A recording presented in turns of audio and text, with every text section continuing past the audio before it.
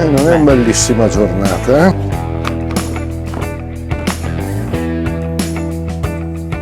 Amici cacciatori e tiratori, ben trovati al campo di Valle d'Uppo qui a Lodrino. Sono con Luca Rizzini, vi ho potuto salutare entrambi in apertura, sia cacciatori che tiratori, perché Luca mi stava appunto parlando di un fucile particolare, di un progetto apprezzatissimo, mi dicevi Luca, in tanti paesi del mondo, che quindi vuoi mostrare anche ai cacciatori e tiratori italiani. Di che cosa parliamo? Innanzitutto buongiorno a tutti. Allora, questa volta abbiamo voluto portare un Carrera Sporting HSX.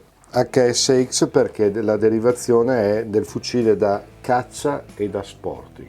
In molti paesi del mondo viene utilizzato proprio per la reversibilità che ottiene un fucile di questo genere sia per il percorso di caccia che per la caccia stessa. Vorrei opzionare un particolare in più, potremmo addirittura utilizzarlo per il trap. Se entriamo nel dettaglio del fucile, è un fucile da caccia con la bascula in versione sporting e una canna totalmente in versione sporting. Quindi un mix. È un mix tra polivalente, però bravissimo, sicuramente bravissimo, hai centrato il giusto bersaglio.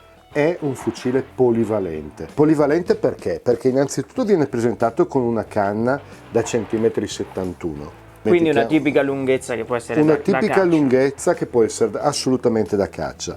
Monta strozzatori intercambiabili XP70 Sporting, quindi con un ulteriore 2 cm alla fuoriuscita della canna. Perché parlavamo prima del trap? Perché volendo possiamo utilizzare gli strozzatori XP100 che portano la canna a un 5 cm di allungamento, quindi addirittura possiamo arrivare a 76 cm.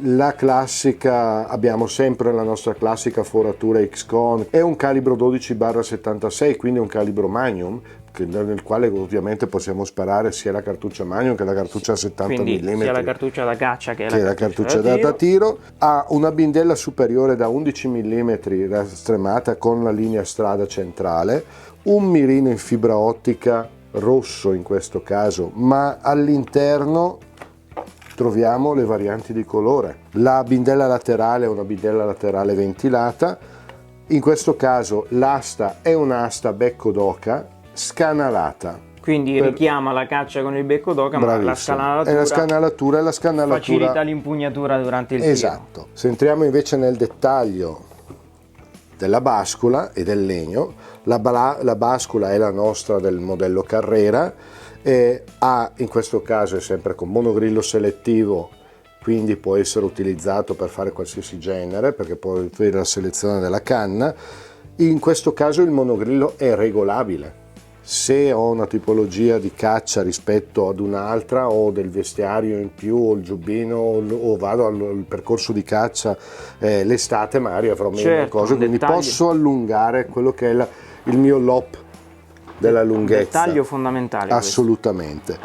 In questo caso, se entriamo nel dettaglio della bascula, tutte le parti sono cromate, quindi la sicura, la manetta, la croce per quanto riguarda l'insieme dell'asta, il ponticello sono cromati. Luca, ti faccio una domanda che immagino si staranno ponendo magari i cacciatori. Sappiamo qual è la caratteristica un po' dei fucili dedicati al tiro, no? Che è un po' il peso per appunto garantire quella stabilità. Qui con il peso, diciamo, parte il fatto che si configura con canna da 71 siamo sui 3,150 kg. Quindi anche lì restiamo sul peso standard. Diciamo che in questa soluzione che è l'HSX, come tutte le nostre varianti dei modelli Carrera, ma in questo caso sono nelle versioni Sporting, in questo caso monta un calcio da caccia, quindi è più leggero rispetto a un calcio da Sporting. Particolare importante però è il nasello regolabile. Questo che cosa permette? Permette che nelle varie discipline in cui io andrò a praticare nel percorso di caccia piuttosto che il trap, avrò la possibilità di modificare il mio assetto di nasello e tallone. Il calciolo è sempre un calciolo in gomma rifilato sul calcio, di olio e di assorbimento.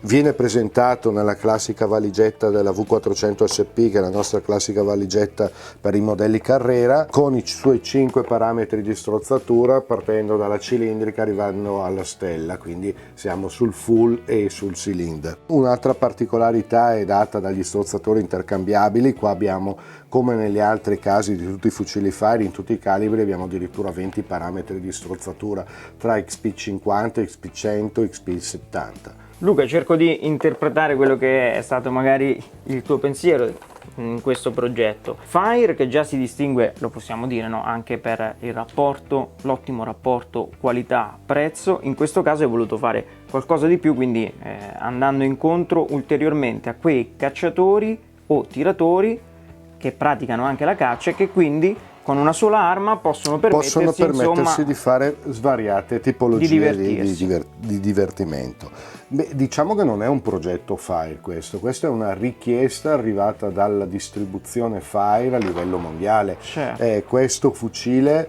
questo genere di fucile veniva già richiesto negli anni 90-95 da parte dei paesi scandinavi.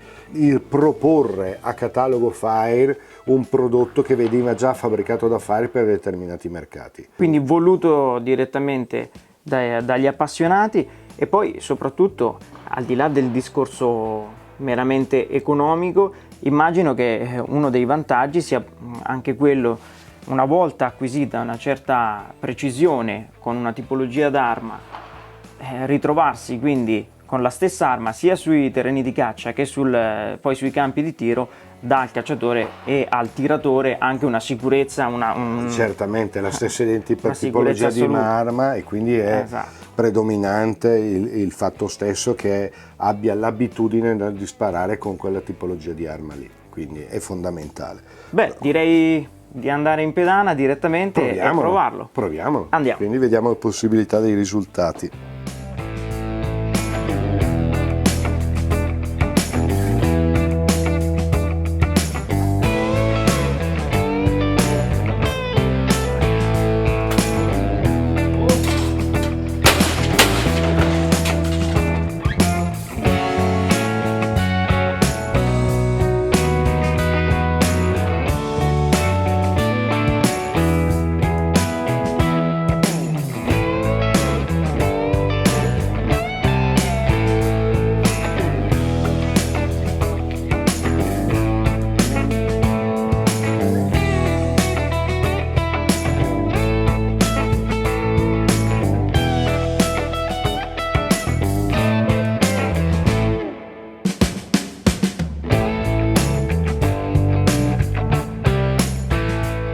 Fabio, la tua impressione? Allora Luca, morbidissimo alla spalla, questa è la prima cosa che posso dirti. Le cartucce poi sappiamo che da tiro non sono generose per quanto riguarda appunto il rinculo. Diciamo che stiamo sparando delle 28 grammi. Quindi... Esatto. Ho doppiato spesso anche il colpo, fucile sempre stabile. Volevo chiederti una particolarità. Quando noi parliamo, questo per scendere un po' nel dettaglio, sì, con i ragazzi che ci seguono, quando parliamo di coni lunghi di raccordo, no? Sì. In termini balistici, poi di risultati finali, quali sono, lo vogliamo spiegare, quali sono in termini pratici poi i risultati che si hanno In termini balistici bisogna rapportare il cono di raccordo con la foratura della canna, che è il diametro interno dell'asta. Devono essere lunghi per sopportare anche la problematica degli steel shot, quindi è per quello che vengono fatti ormai dei coni piuttosto lunghi. Questo però permette anche di avere un minor rinculo. Esatto, era questo che volevo infatti. Se poi associato anche a un diametro dell'asta leggermente più largo dello standard, quindi un 18,4, 18,5, a volte anche 18,6, 18,7, diciamo che il massimo per un calibro 12 è 18,82, e questo permette di avere anche un ulteriore minor rinculo. Io, dato che ho notato appunto davvero un fucile piacevole alla spalla, sparando anche colpi in maniera veloce, ripetuta, volevo proprio spiegare questo aspetto tecnico ai ragazzi per far capire quali sono poi le parole che spesso trovano o scritte negli articoli oppure che gli aspetti tecnici che a volte con delle menzioniamo, simbologie, esatto, cose di questo genere, che a volte menzioniamo, quali sono poi gli effetti reali sul campo. Sono questi, quindi sono quelli di avere innanzitutto una migliore concentricità della rosata, ma è tutto un insieme.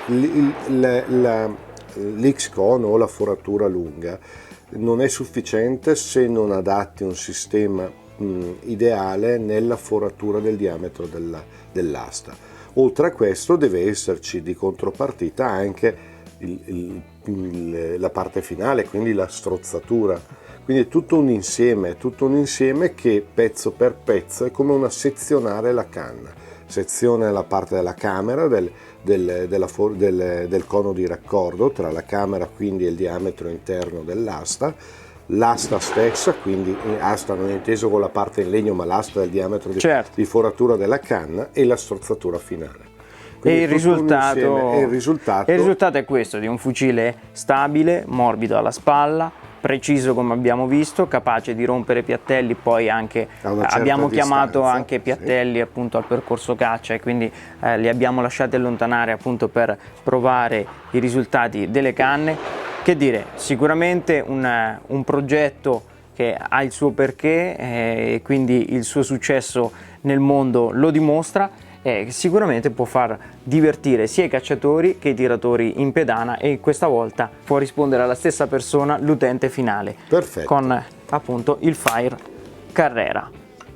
Complimenti Luca, e questo è un fucile che lo vogliamo dire va al mercato ad un prezzo consigliato di quanto? 2.400 euro. Circa 2.000, quindi si conferma la solita gamma di prezzo accessibile Fire, quindi con la qualità, e non dimentichiamoci del 100% Made in Italy.